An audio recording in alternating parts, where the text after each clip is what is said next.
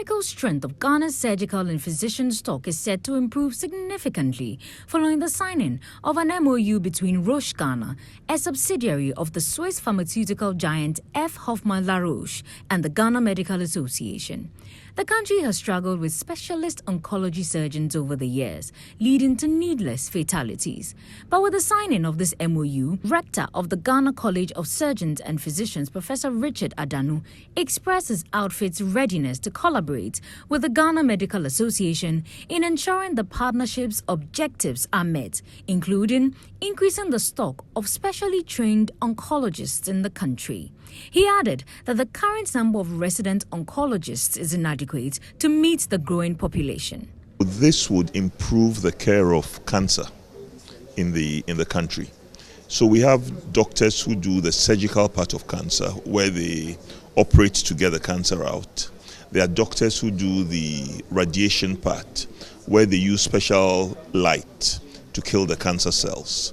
So these doctors are going to be the ones who will be in charge of the medical side, let's say giving the treatments, whether through injections or whether it's through tablets or whatever, that would kill the cancer cells. So the surgical, those who do the operations for the cancer, those who do the radiation for the cancer, plus those who work on giving the medication, will all together be one team, giving better quality cancer care than we have currently. For the Ghana Medical Association President, Dr. Frank Sribo, the government needs to provide necessary funds and resources as it benefits serving patients better and thereby improves healthcare overall. He also emphasized the need for policy regulation relating to surgical practices in the country.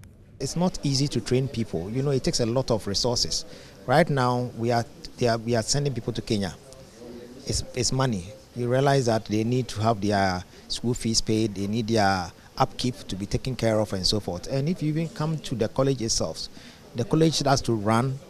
They have teachers who teach these postgraduate students, they have to organize exams, they have to ensure that, and all of these things involve a lot of money. So when it comes to issues of regulation, I don't think we do have a major problem in there. Yes, we need to build capacity of the regulator to be able to ensure that they are doing a good job and also ensure that they are able to regulate areas that they are familiar with.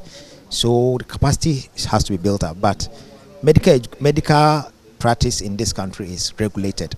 The point is that there are still a lot of areas that we can move into because medicine is expanding.